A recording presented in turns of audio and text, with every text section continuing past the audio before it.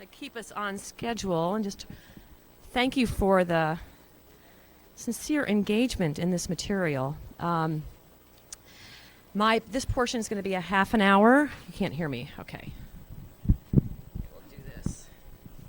So I'm going to keep you on schedule for lunch at 12:15. You guys are up for a treat, I know, because Emily does a phenomenal job with everything. She's like glue. She's the glue that holds absolutely everything together. So I give great thanks for her.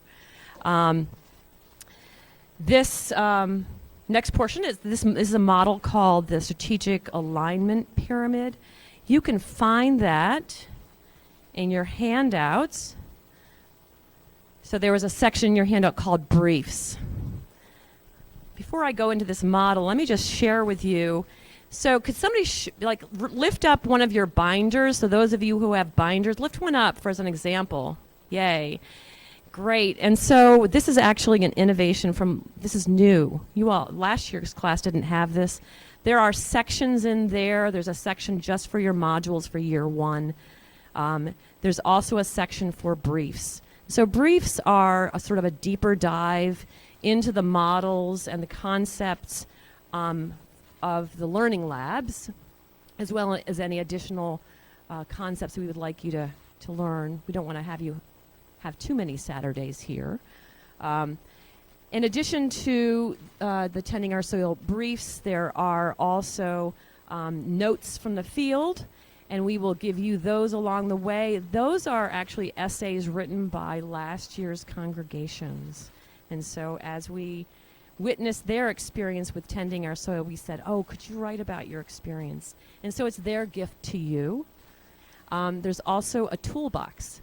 And the toolbox will help you with the work that you have to do. For example, and they're keyed to the modules. Okay, so my background is in curriculum development, so it might seem complex, but the point is to make it as simple as possible for you. So the next module is Module 2, The Way Forward, and it's beginning with today. And so in there you would again see the agenda. There's also a one-session, I think, reflection for your team. So when your team gathers again together, the invitation is to spend some time reflecting about what you learned today. And then the beginning of every module will actually sort of give you a timeline of where you are, of where you're going and where you are. The third module, so you're to complete modules 2 and 3 before the next Learning Lab in November. Module 3 is Who Are We? And so all of these are keyed then to sort of the big 3 questions we have for this particular year is who are we, how are we doing, and who is our neighbor? And so those modules will give your congregation sort of step-by-step directions of how to get there. And I want to reiterate from this morning that if those steps don't work for your congregation, look where you need to be headed. You probably want to look at what the session suggested so you don't miss something along the way, and make it your own. Throughout my life doing Christian formation, I never used a curriculum out of the box because every congregation has its own rhythms. There's things that you've already done, your own life together. If you want to, instead of have separate sessions, if you want to instead have a deep dive on a Saturday morning, you're welcome to do that. So these are all resources to help you along your way. I wish, and my iPad's now fallen asleep because I've talked too long. Okay, so here we are, the next model, which is the Strategic Alignment Pyramid. And again, this is the Unstuck Group's Strategic Alignment Pyramid. You will find this in brief 2.3. There's actually 4 briefs that go along with this Strategic Alignment Pyramid. Just go to the first page that has this alignment, this pyramid in front of you. The first brief goes through, just gives an introduction, and then the other 3 briefs talk about each of these 3 sections, the foundation, the direction, and the action. So the purpose of the Strategic Alignment Pyramid is to foster a sense of alignment so that everyone understands how their ministry aligns with the mission, vision, and strategies of your church. So for those healthy congregations that continue to go back to the redevelopment, always ask those foundational questions. Who are you? How are you doing? And who are your neighbors? You will naturally then adjust your strategic alignment, and that's in the directions portion. But I'm going to start at the bottom. At the bottom of the strategic alignment pyramid is our core beliefs. Our core beliefs don't tend to change very much. We're Christians. We might have beliefs that will change, right? We have an different understanding of women in ministry, for instance. That changed the belief of the Episcopal Church. Yay, applaud for that. But actually that was founded on the belief of the respect to the dignity of every human being, isn't it, right? So that actually is rooted in a core belief of who we are as Episcopalians. But typically those core beliefs don't change too much. But it's at the bottom, notice at the bottom of the pyramid, so it needs to be really strong. My invitation to you would be to think about when's the last time that you as a community talked about your core beliefs. Who do you think Jesus is? Who is God?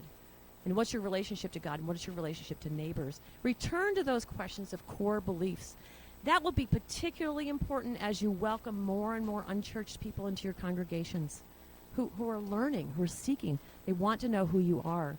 And also put them on your website. Discerning shoppers will often go to your website and say, are you a congregation that I can see myself there? Right? In their belief statement, is that something that I can sign up for? Right? Second is mission, why we exist. Now, the mission of the church, in our Book of Common Prayer, it actually states what the mission of the church is. Does anybody know it off the top of their head? That is could be a mission of a church, making disciples. Could be a mission of the church, not the mission as stated in the Book of Common Prayer. The the mission of the church in the Book of Common Prayer, and I mention this mainly because typically denominationally, a church in a denominations will echo the mission statement of its denomination. So, for example, in the United Methodist Church, it actually is making disciples to transform the world. That's their mission statement. And you will notice that a lot of Methodist churches have mission statements that sound something like that. The mission in the Book of Common Prayer is to restore all people to unity with God through Jesus Christ. So something like that. I don't know if I exactly word, but ours tends to be that allows senses of justice in it. Restoration is that sense of justice, and so I think you will see that. But a mission is not something that changes very much. I did discover through last year that not every one of our congregations in the Diocese of Washington actually has a mission statement. Some of them do use the one in the Book of Common Prayer. So I would encourage you. Well, actually, when you walked in, if you noticed, there were slides, and I tried to get as much of a mission statement as I could for every one congregation here. I would suggest that you make it short and memorable, and start with these words: we're on a mission to. That's an invitation to a journey, but that really helps people know where are we.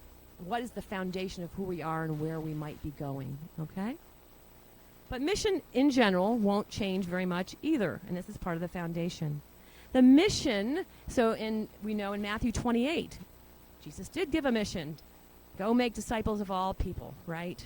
There are many other imperatives that Jesus also gave, but we also know that shaping one another as disciples, as followers of Jesus in the way of love, is part of the mission in the DNA of the Episcopal Church. So another foundational part is making disciples. Who are we becoming?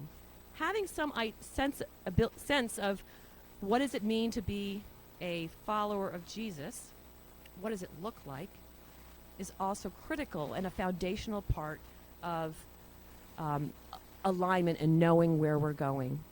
That is one reason why working on establishing paths of discipleship in the Diocese of Washington. The class of 2021 will be actually spending a day talking about paths of discipleship, and that could also be something that you all work on. So having some sense of what does it mean to be a follower of Jesus, what does a follower of Jesus look like, and what are the steps to get there, right?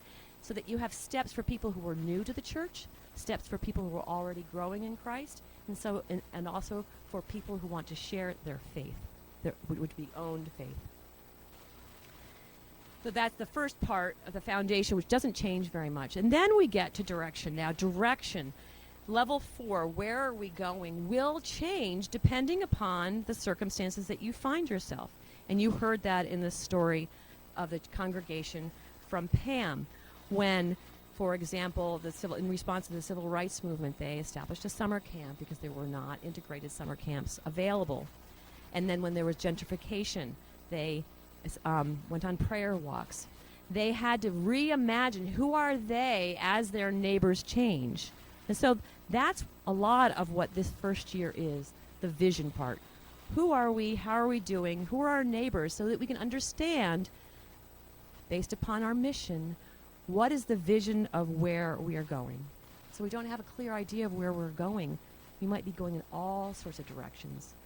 And it's time of limited resources, and we're never in a time without, well, my background's in economics, and I don't have a scarcity mindset, but I do know we have budgets. And so that having a clearer vision of where we're going, we have a better chance of aligning all of our ministries to that vision.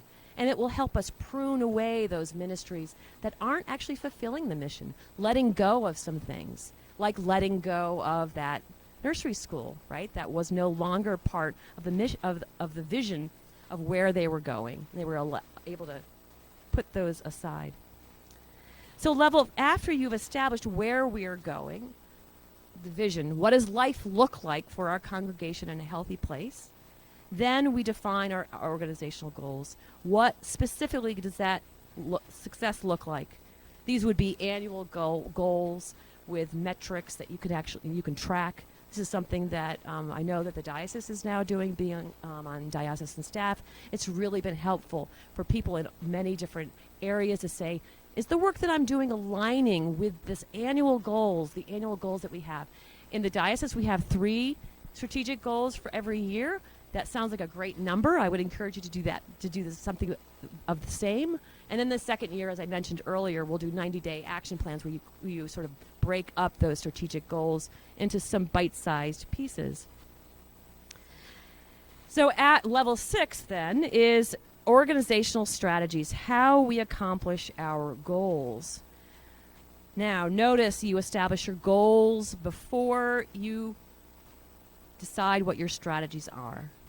Too often, we're married to our strategies, right? The way we worship, the way we pray, the way we reach out to our communities. We're married to how we do things because it seems to be serving maybe those of us gathered.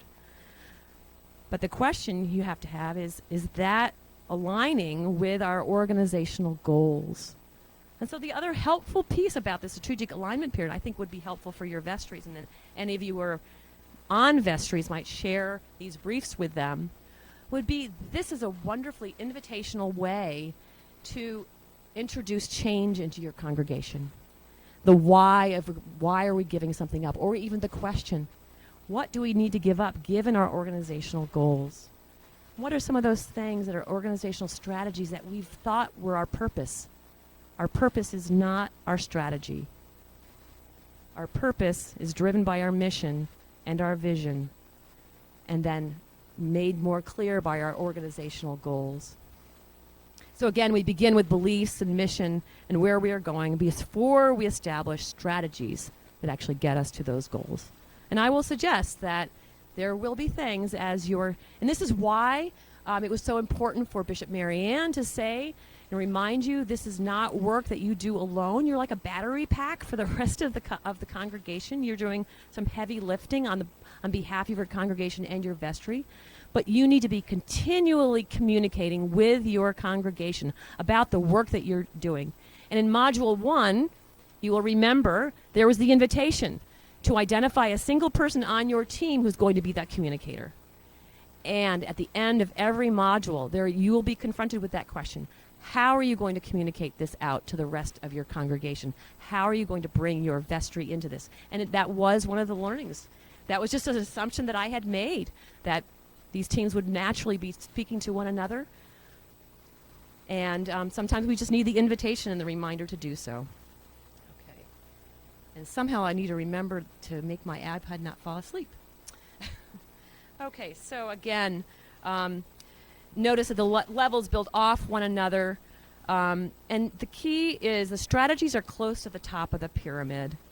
They should change every once in a while. So every 3 years you should be, or even every 2 years, you should be reimagining what those strategies are. And as a diocese, I'll just lift that as an example. We had 5-year goals, and then every year we established new goals within that larger framework, and then break it down again into 90-day action plans.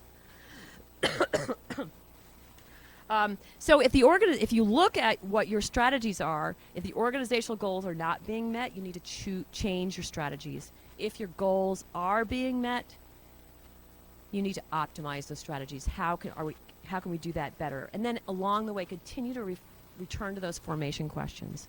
Who are our neighbors? Who are we? And where are we going? The strategies actually are where, in the Unstuck Group's research, is where congregations get stuck. They get stuck in their strategies. The final portion is action. Ministries determine how we align with the goals and the strategies of the church.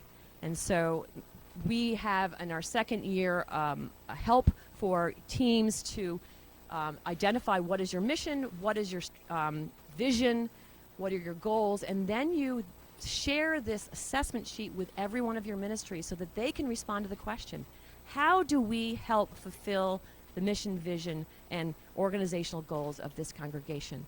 And it's a way to really get on board together and celebrate that we're on a journey together. And for maybe a team to say, hey, you know what? 2 things could happen. I don't see myself in this, and then you can return to that conversation is, okay, is there something that we missed in the vision, right, of where we're going? Or someone might say, I don't see myself in this.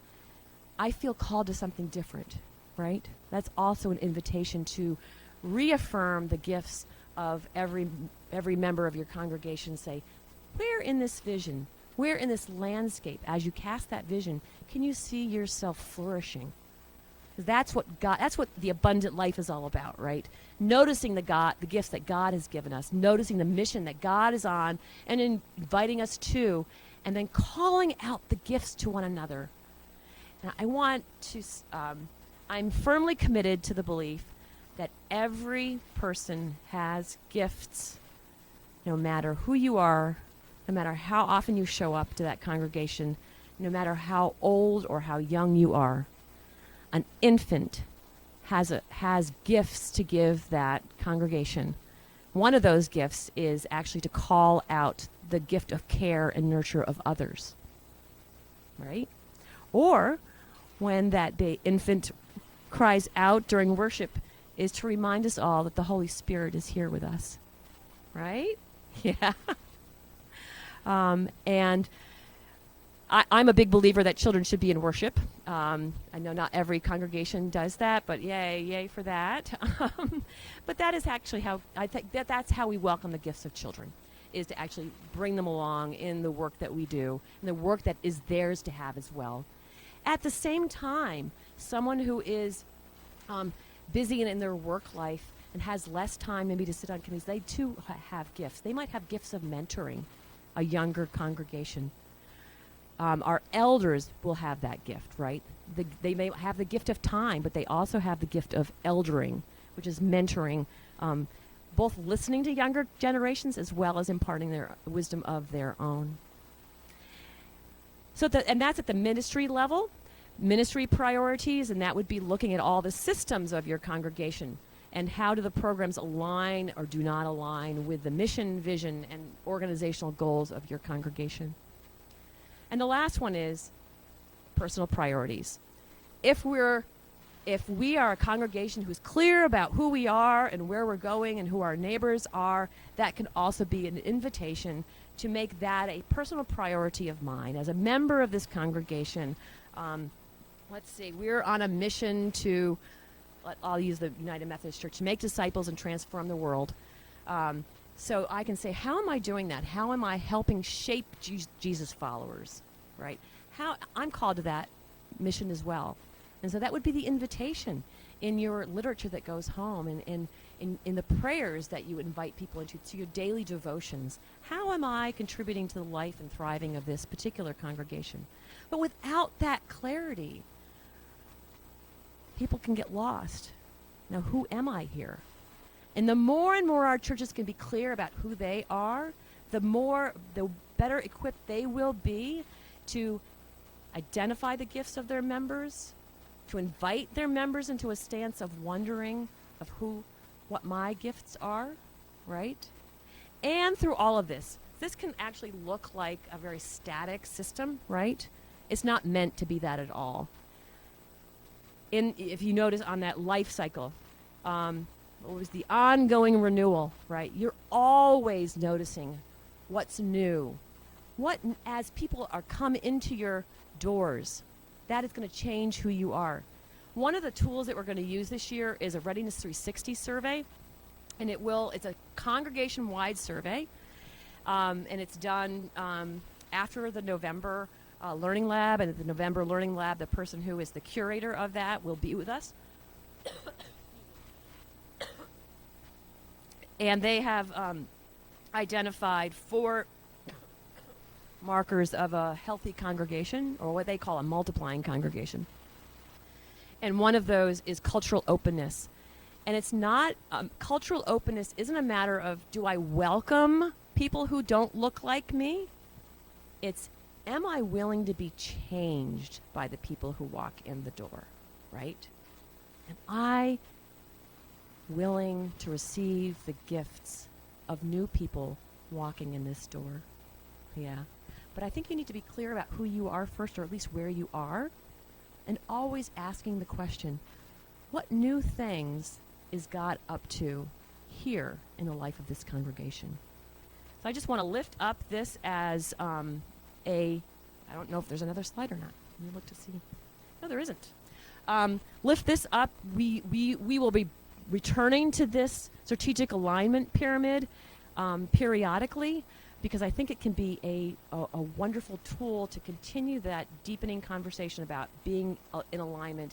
And having served on the staff with working with this strategic alignment pyramid, I would admit that at first it was just like, this is very new to me, and what does it mean to be aligned? And oh shoot, this part doesn't really fit. And it was hard work. It was hard work to say what out of what I imagine of who I am and what I bring to this fits into this. But it has indeed helped me be very clear about what it is that God is calling us to do, and that sense of servanthood and humility, and also lifting up gifts that I never knew I even had. And I think that you will experience that same thing. Do we have any questions before I let you off for lunch?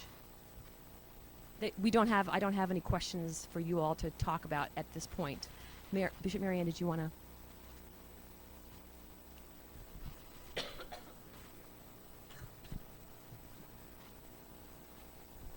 Thank you, Jennifer. I thought it might also be helpful to remind myself as I was listening, and I know that this has been a theme throughout the morning, but let me lift it up here especially, that when working on this, that a little bit of clarity goes a long way, right? You don't have to have complete clarity it's like if we had the luxury of like stopping the plane and rebuilding it and starting it again, that would be different. But we don't, because we're in the middle of so many things all at the same time, both in our personal lives as well as in the communities we serve.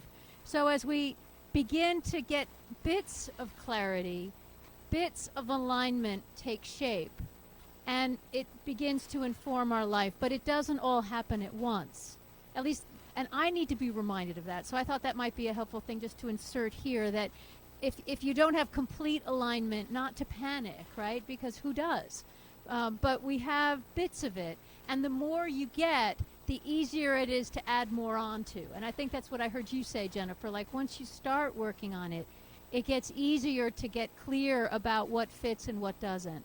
And also, you begin to have a track record in your community of trust, that you're not just throwing things out because you personally don't like them anymore, but you're actually having some kind of North Star rooted in your understanding of where God is calling you that allows you to take those tiny steps forward. You know what I mean? And so we might have a very different conversation about this a year from now based on what your experiences are in these and what you've already done. I mean, the other thing that's helpful is to look back that some of this has already been happening in your community, as was lifted up from St. Monica and St. James, that it's already happening. So you might recognize some of this, and it's not like we're telling you something you don't already know, right? Okay. Thank you for letting me. Are there any questions out there? Is this, I'm hoping that this sort of like, I don't know if anybody came in with any anxiety or not, but I hope this is sort of temperature lowering, a sense like, we've got some tools here.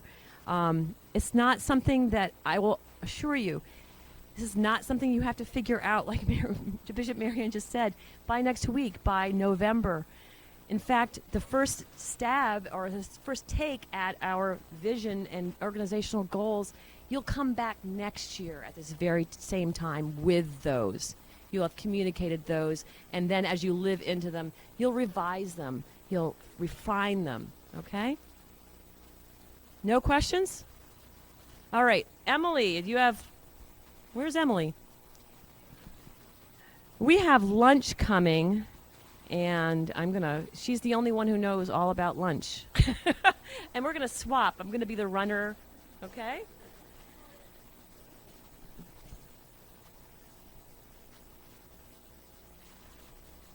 And I'm going to keep this agenda to keep us accountable. It's 12:15. We're having our lunch.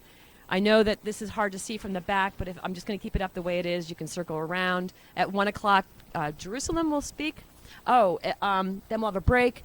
One feature of every learning lab, so we'll always learn some models in this first year, but we'll always have part of our day cohort conversations so that you can speak with one another. When Lily, this is both EDOW and Lily funded initiative, when they made their call for grants proposals, they said learning happens well when you learn with others, people who are unlike yourself. So you might not find that the people in your cohort are exactly like you. Why be in conversation if they were exactly like you?